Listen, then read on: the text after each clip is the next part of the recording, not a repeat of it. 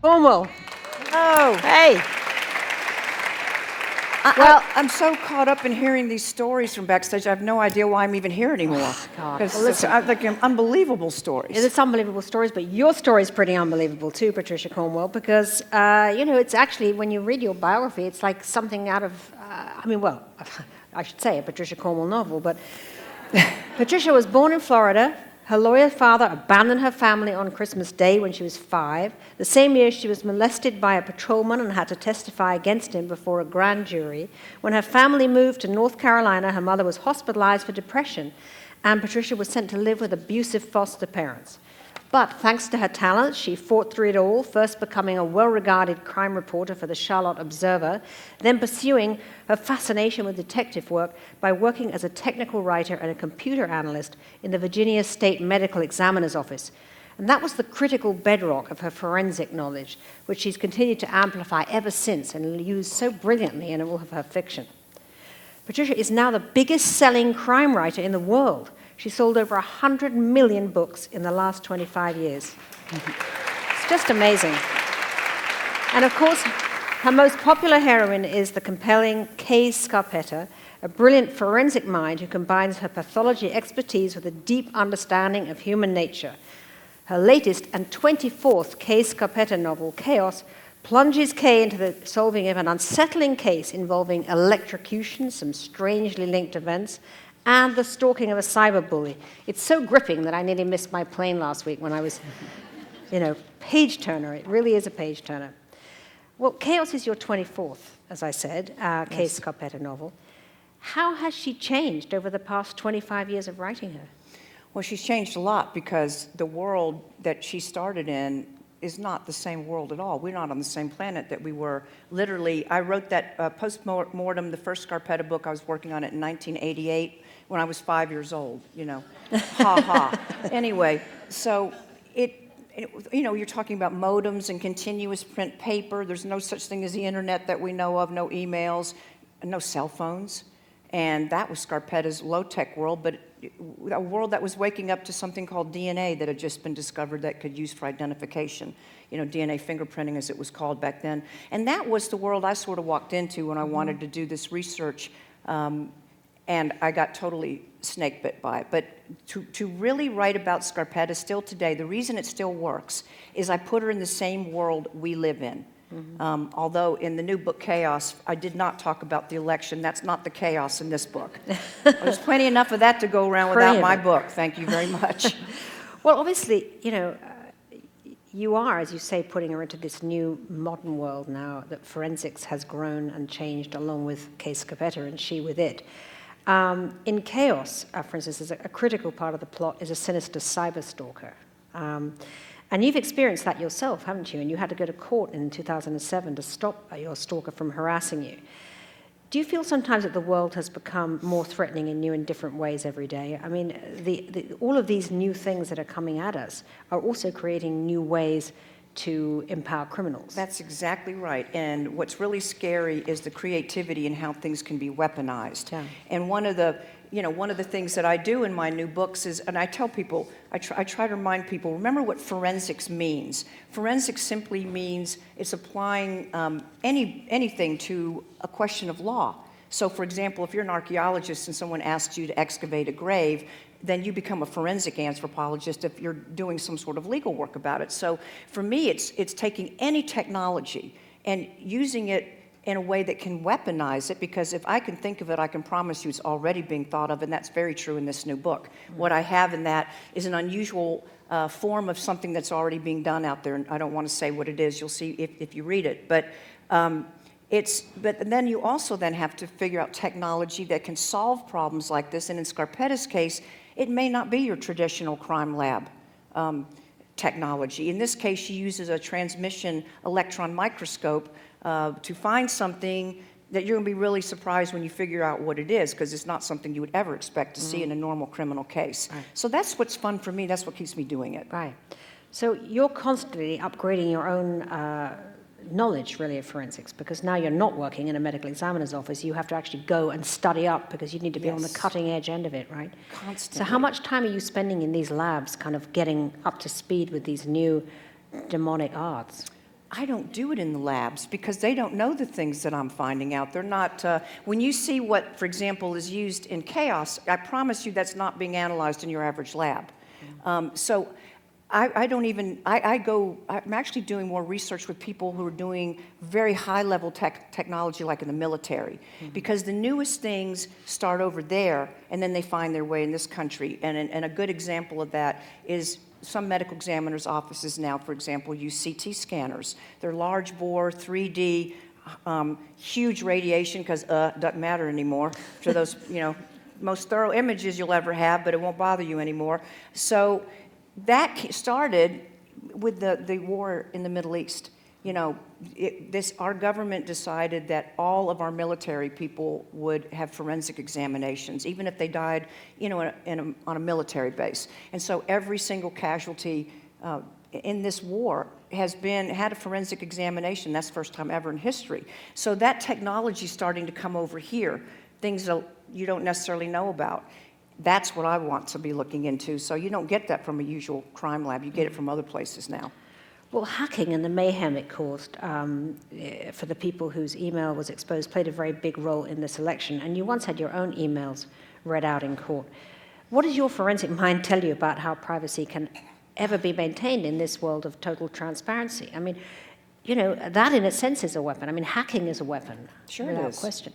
It's all about intimidating, harassing, trying to prevent people from living their normal lives. We've been listening to that all night. And I have to tell you honestly, as I was sitting back there listening to some of this, I'm reminded of, I'm just going to say it, don't think that we can't get into those kind of situations in our world if we don't protect our rights. And I mean really, truly. I felt kind of sick to my stomach hearing some of this because I said there, but by the grace of God could be us. And it better not be us in the next few years. Let's hope not. But I just had to say that because I was kind of overwhelmed listening to some of these stories tonight. tonight. And it's very frightening. It makes you understand how vigilant you have to keep being. You think that freedoms have been won, but actually you have to keep on being extremely vigilant to make sure they're not taken away. That's right. You've been through so much in your life. Your own childhood was really very dark. How does it play out in your fiction? Well, as I was listening to some of these other stories tonight, my childhood seems like a cakewalk by comparison, and it was actually. But I learned to use my creativity in a very powerful way because of those dark early days. My imagination was my way of getting out of a place that I wasn't allowed to leave when I was in foster care, and couldn't leave the house. And I was a girl, still am, I guess, and wasn't allowed to do the things the boys could. My brothers, I had to stay in, and it was very similar to some of the stories I heard about not having a whole lot of freedom compared to the males around me.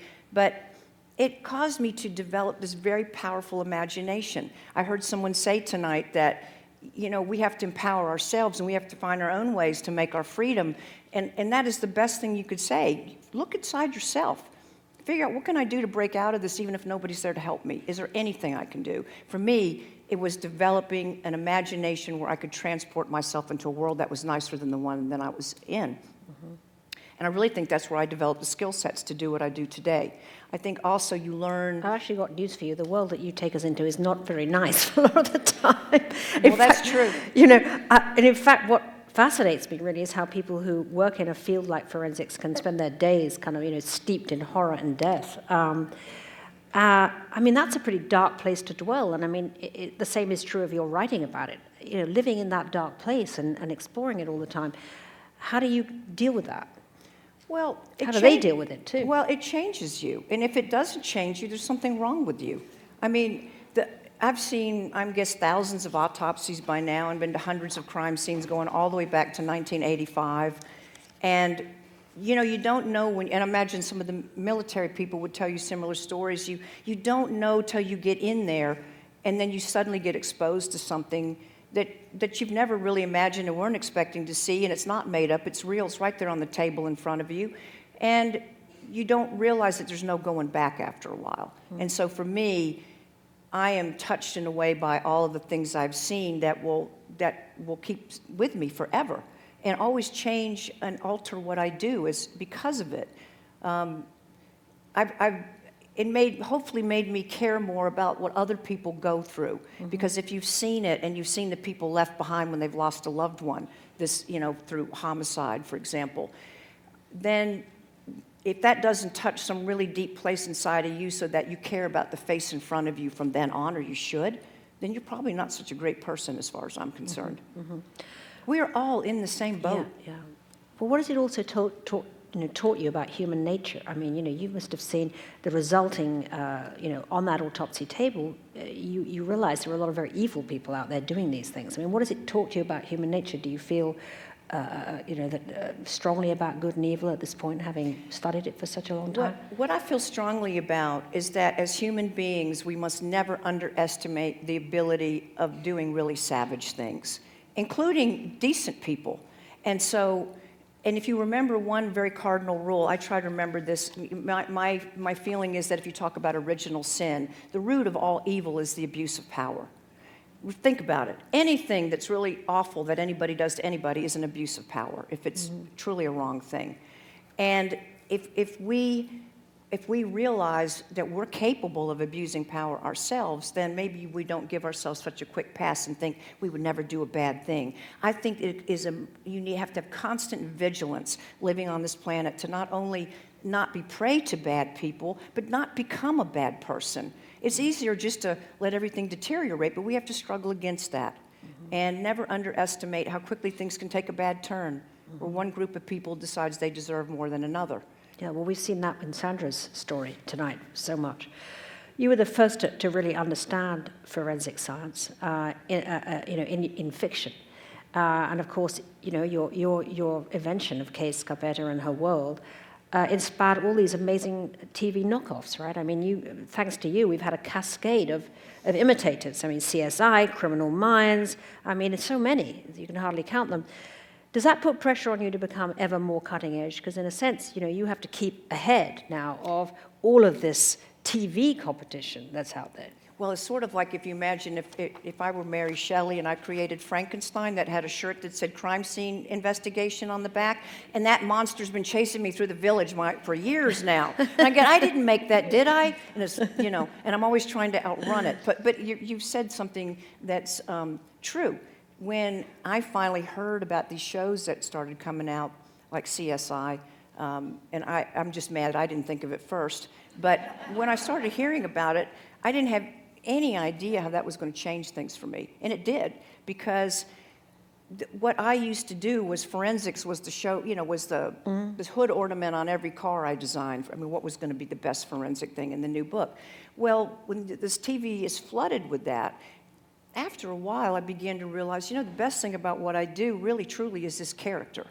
And she wears the forensics like an old pair of shoes because she knows better than anybody, and she gets to the point like she does in the new book. But it's really about her. And, tell an interesting woman's story about Scarpetta that you may not know. When I wrote Postmortem and someone finally published it, because the first 3 Scarpetta books weren't published and they shouldn't have been, they were really bad. She didn't even want to be in them. She kept asking me to fire her. I said, please don't do this to me. But when the book came out, a local bookseller, it was the only store that did a book signing for me, and nobody showed up. But when I was talking to him, because I had endless free time on my hands while nobody showed up, he says, I went through your book and I changed all the pronouns to he that had to do with her, and I tried to change her into a man because I found it so disturbing that there would be a woman that does what she does. And I said, and how'd that work for you? He said, well, it didn't work very well. But I said, and why would that disturb you when most of the victims are women? I mean, she's simply taking care of her own. I mean, why wouldn't it be? Women are the healers. Of course it'd be a woman. But that was what I was up against in the beginning. And I actually had someone come up to me and say, someone in the entertainment business said that, now this may not be true, so if it's not, don't sue me, Tom Cruise. But someone said that Tom Cruise would have played Scarpetta if she were a man. And I started to say, well, what does she need to be a Scientologist too? I don't know. But that was a long time ago, and Tom Cruise will not be playing Scarpetta, just for the record. Let's just float that one out there. I just want to put that one out there. Just we can blow up Twitter with that one. Of course, you're such a success. When Postmortem took off, it didn't just make you into a successful novelist. It also made you into this hugely, well-off, celebrity novelist. your life went absolutely crazy. What were the changes that came with this windfall that suddenly happened? I mean, you were completely unprepared for that, right? Oh, God, it's like Elvis on a bender. I suddenly, in 1 year, suddenly moving into a house in the wealthiest neighborhood, and in Richmond, which is a small town, very quickly, I was way too famous for that place. Now, these days, I can go most places and people ignore me, but they would come and look in your grocery cart in the grocery store and things like that, and I did not know how to handle any of that, and I didn't handle it very well, to be honest with you. I wish I'd had somebody to talk some good sense into my head about how to deal with. I'll give you a good example. I got into this designer clothing called Escada, which you maybe you've heard of, and they make these really bright and really loud clothing. And I went out to dinner one night with friends, roll up at this restaurant in a stretch limousine, and I get out and I go in and I'm sitting at the table and I'm feeling very self-conscious. And I said, everyone's just staring at me. This is really awkward. Well, I had on a blaze orange suit. I looked like a freaking traffic cone. So what do you expect people to do? And I didn't realize how much of all my discomfort was my own damn fault. Well, I mean, you live very dangerously, Patricia. You really do. I mean, you fly helicopters, you scuba dive, you drive Ferraris, fast motorbikes. I mean, what is it, this sort of thrill-seeking? I mean, you do all this crazy stuff. But I don't really thrill-seek. It's my characters that make me do this, and I'm really getting tired of it. I just want to have my coffee in the morning and take a nap and play with the dog, and oh no, I have to go shoot a gun somewhere. And I'm never as good at it as the people I go with, so it's mortifying. Do you know what it's like? This was recently. I was given handgun training in New Jersey by the guy who trains the snipers for the Navy SEALs. And this is a guy who holds the gun upside down, backwards, knocks down all the plates, and then, you want to try? Now, that is, you may think that's fun, it's not fun. And then I get put through a firearm simulator by SWAT guys, and if you get shot, simulation, you get tased in the butt. So I went home with a nice burn that I was very proud of, by the way. It was a great badge of honor that had a taser burn on my ass. So at age 60, that's pretty good. Well, look, how did falling in love and marrying your wife, Stacey Gruber, change you? And did it also change your politics? Because you were quite a big Republican donor, and then along came Stacey, and things seemed to change. Let's just straighten out the Republican rumor for once and for all here. I was in Virginia. What else was there? And besides that, everybody I knew was a Republican, and you'd be friends with Republicans. And I voted for people in the past because I thought, the person that they were. And now, no, I wouldn't, the Republican Party, I hope it straightens itself out and just lets me love who I want and doesn't tell me, whether I should have children, which I can't, or go to church or whatever, and I don't. But that's got to change. And Stacey, yes, I mean, the idea, when something's no longer an abstraction, when the person who's the most important person in your life, and it's your family, and they make you better, and they make everybody better, which she does, because she works, she's a neuroscientist, and she's here to heal people, then how can you why are you going to tell me that's wrong or illegal? So yeah, if I'm going to, once you're there, I have to stand up and be counted. And I grew up in a town where I'm sure they all still think I'm going to hell. And I say, no, I'm not, I was already there, I lived near, you were my neighbor.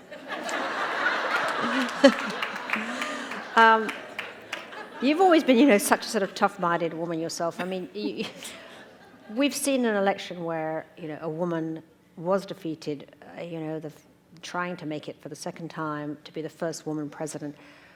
What are you thinking about right now about feminism in America? Do you think that feminism itself needs an overhaul? Is it become an unenergizing thing? Because it's interesting how a lot of women did not feel the same way, that a lot of the younger millennials, although Hillary did win the millennials, many didn't come out for her. She had a very tough time winning the young women. She didn't seem to inspire them. What is your view about what we're looking for in a woman leader? It's a really good question because it's made me wonder what's going on. And I think what we're seeing is, I have a theory, I could be wrong. I think that if women feel they are not empowered at all and don't even know what it is to be empowered, they don't even know that they're not empowered.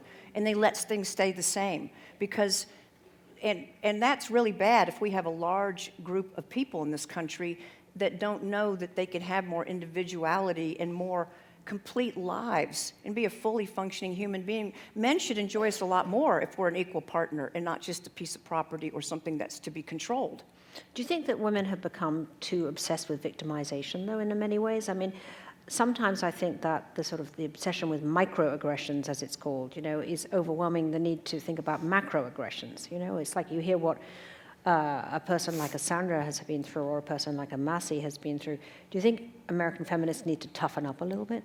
I think I think American women need to get a whole lot tougher. Mm-hmm. And we also, I'm just going to say it, we need to be more supportive of each other. Mm-hmm. I find that a lot of powerful women are hurt more by other women than by men. Yeah. I know that as, I'm a competitive woman. I was competitive in sports, and I'm competitive as an author. I admit it. I like to do better than other people if I possibly can, because I'm competitive. But I don't believe in doing that at the expense of another person. We should help each other. If I can help you be number one, then maybe you help me be number one, and we help everybody be number one. Well, you know what I mean? Let's do it for each other.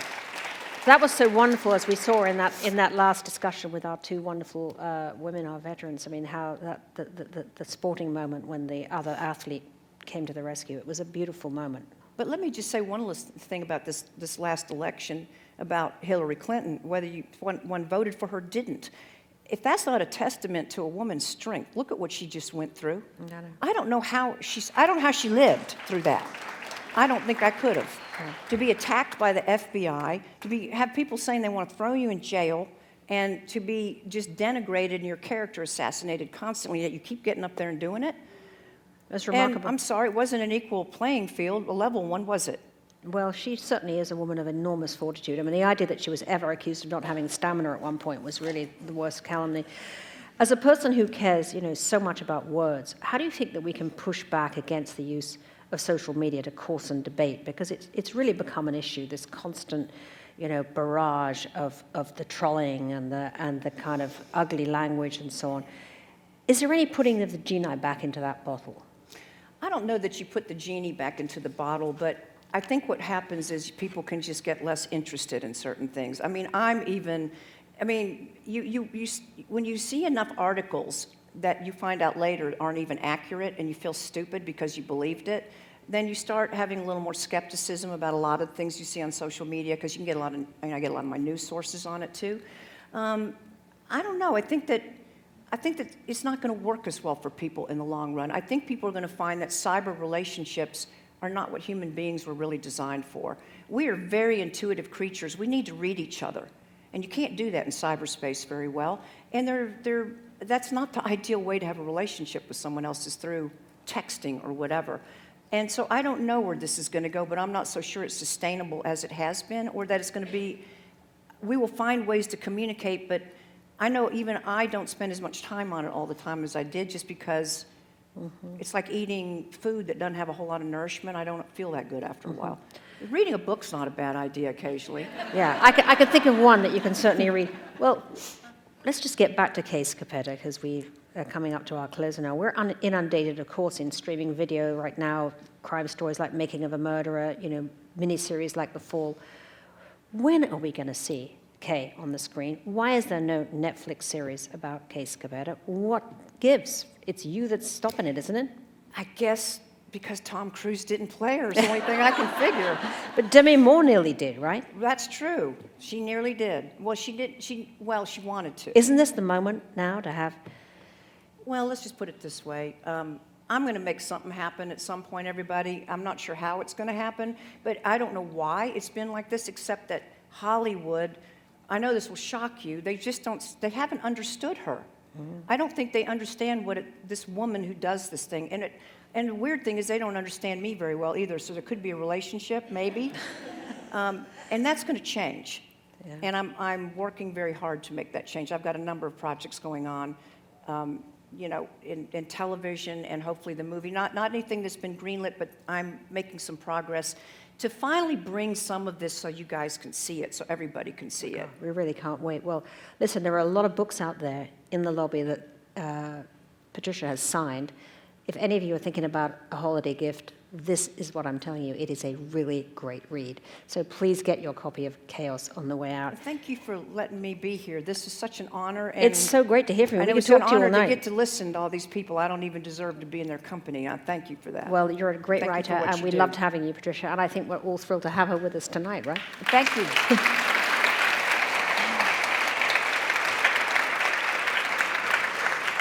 Oh, I had so many things I want to talk to you about. We'll talk later. Yeah.